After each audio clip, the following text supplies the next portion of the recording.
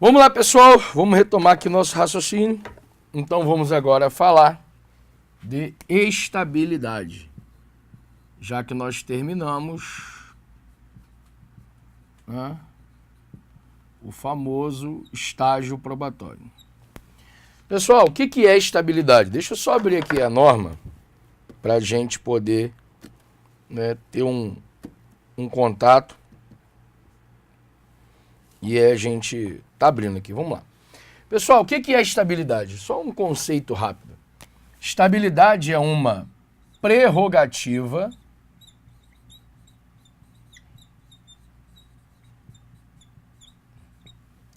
dos servidores públicos.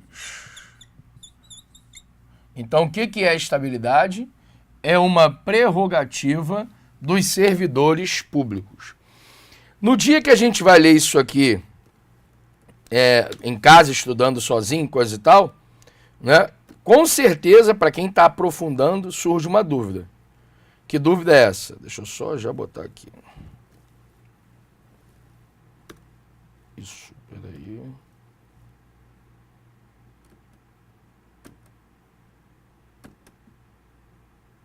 Foi. Surge uma dúvida. Que dúvida é essa? Se a estabilidade é uma prerrogativa dos servidores públicos, esse servidor público aqui é de cargo efetivo ou dos servidores públicos de cargo em comissão? Pessoal, isso aqui para quem está estudando, acho que nem passa pela cabeça, mas sei lá, um dia, né? Obviamente, pessoal, que é uma prerrogativa dos servidores públicos de cargo efetivo, né? O servidor público de cargo em comissão, ele é de livre, né? Livre o quê? Está lá no artigo 37, inciso 5 da Constituição. Livre nomeação e livre exoneração. Então, mais cedo ou mais tarde, cara, ó, ele vai na rota. Legal? Então, quando eu falo para você que a estabilidade é uma prerrogativa de um servidor público, é obviamente que esse servidor público aqui, ó, ele é um servidor público de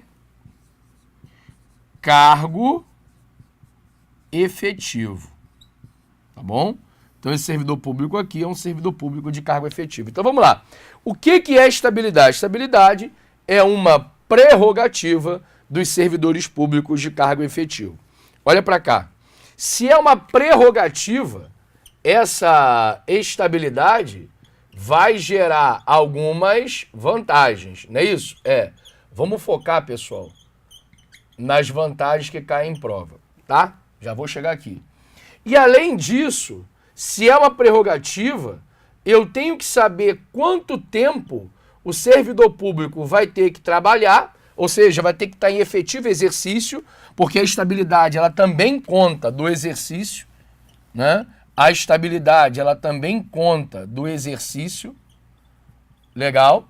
Então, eu tenho que saber quanto tempo o servidor público vai ter que trabalhar para ele alcançar essa prerrogativa, para ele alcançar essa vantagem, para ele alcançar esse direito. Vamos ler aqui? Abre a norma para mim, por favor. Vamos lá. Artigo 21. O servidor público o servidor habilitado em concurso público e empossado em cargo de provimento efetivo, volta aqui pro quadro rapidinho, vou te apurrinhar um pouquinho, mas vamos, né, pro a galera em casa focar. Ó, de cargo então, ó, efetivo. Tá muito claro pra gente, tá? Então vamos lá, ó, volte.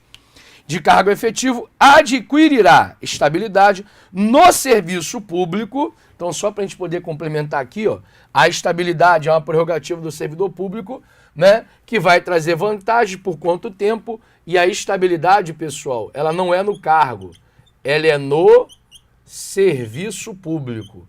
Isso aqui depois eu vou fazer uma questão com vocês aqui que gera uma pegadinha danada. Então, olha para cá. A estabilidade é no cargo. Quem quiser colocar de vermelho, é no cargo, é no serviço. Quem quiser colocar de vermelho, a estabilidade ela não é no cargo, tá? A estabilidade ela é no serviço, tá bom? A estabilidade ela é no serviço público. Volte aí, por favor. Vamos lá. Então, o servidor público habilitado em concurso público empossado em cargo de provimento efetivo adquirirá estabilidade no serviço público ao completar 2 anos de efetivo exercício. Olha aqui pra gente, ó.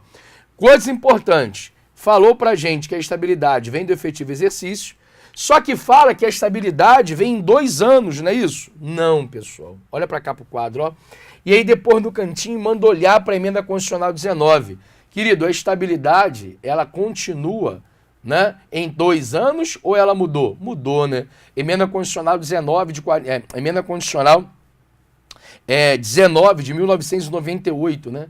A estabilidade, ela chega agora em 3 anos. Então, quanto tempo de efetivo exercício o servidor público vai ter que ter para ele completar essa estabilidade? 3 anos de efetivo exercício. E ao completar a estabilidade, ele tem algumas vantagens. Então, vamos refazer o raciocínio, né, para a gente poder entender isso aqui. Ó, então, o que é estabilidade? Estabilidade é uma prerrogativa, é um direito dos servidores públicos de cargo efetivo. A estabilidade, ela vem com o exercício. Quanto tempo o servidor público vai ter que trabalhar, vai ter que estar em exercício para conquistar os seus direitos, ou seja, para conquistar o direito à estabilidade. 3 anos de efetivo exercício, tá bom?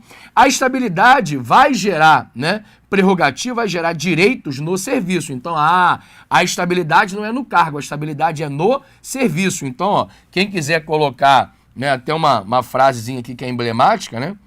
Coloca assim, ó, entre aspas, o servidor não, né? Torna-se estável no serviço público, não é no cargo público. Então, o servidor torna-se estável no serviço público, correto? Correto. E aí, então, eu tenho que saber agora quais são as vantagens do servidor tornar-se estável no serviço público, ou seja, o servidor estabilizou no serviço público. Quais são as vantagens que ele vai ter, já que a estabilidade é uma prerrogativa e toda prerrogativa gera vantagens? Abre pra gente, por favor. Ele vai falar das vantagens no artigo 22. Só que esse artigo 22 está incompleto, eu vou detalhar ele, mas vou ler e a gente vai detalhar. O servidor estável só perderá o cargo em virtude de sentença transitada em julgado e processo administrativo disciplinar, ao qual lhe caiba a ampla defesa. Volta aqui para o quadro rapidinho. Ó. Então, qual é a vantagem do servidor público, essa que cai em prova, dele tornar-se estável? É mais difícil a perda do cargo. Eu falei que é impossível? Não. Eu falei que a perda do cargo torna-se mais difícil. E essa aqui que cai em concurso público, exame da ordem, etc, etc, etc. Você vai dar um pause no seu vídeo, vai copiar essa tela e eu vou explicar para vocês quais são as situações em que o servidor público vai perder o cargo. Porque apesar de ser mais difícil, não é impossível. É mais difícil. Sendo mais difícil, eu tenho algumas situações em que o servidor público perderá o cargo. Legal? Só antes de eu apagar, eu só vou refazer aqui o meu raciocínio junto com vocês. Então olha aqui pro tio, ó. Quer dizer então que o servidor público adquirirá estabilidade. Como? Com efetivo exercício. De quanto tempo? 3 anos. Então após 3 anos de efetivo exercício trabalhando, ele vai adquirir a estabilidade. Mas o que é estabilidade? Estabilidade é uma prerrogativa dos servidores públicos de cargo efetivo, que os torna estável no serviço público, não é no cargo público. E ao se tornar estável no serviço público, o servidor público adquire algumas vantagens. Mas que vantagem é essa? É mais difícil a perda do cargo público. Eu podia até colocar aqui, ó, para não confundir sua cabeça, porque é o que cai em prova, o servidor público adquire vantagem, singular. Qual é a vantagem? É mais difícil a perda do cargo público. Mas se é mais difícil a perda do cargo público, não é impossível a perda do cargo público, né? Não, não é impossível. Sendo assim, tem situações em que o servidor público perderá o cargo. Então eu vou sair da frente, agora sim, você vai dar um pause, né? E vai dar um print na tela, copiar, fazer como você achar melhor, para que aí a gente avance, obviamente, né? Para o nosso próximo quadro. Você tem 10 segundos contados aqui no meu relógio.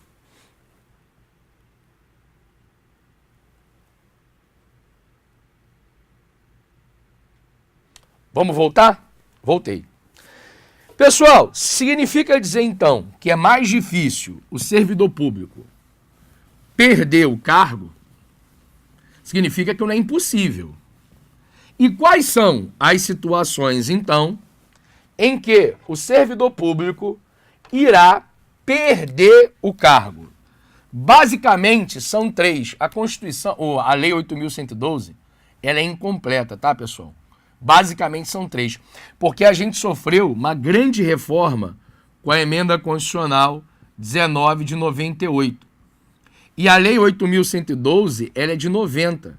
Então, obviamente que o texto constitucional está mais atualizado do que a lei, porque o texto constitucional foi alterado em 98, tá bom? Então, vamos lá, vamos atualizar a lei.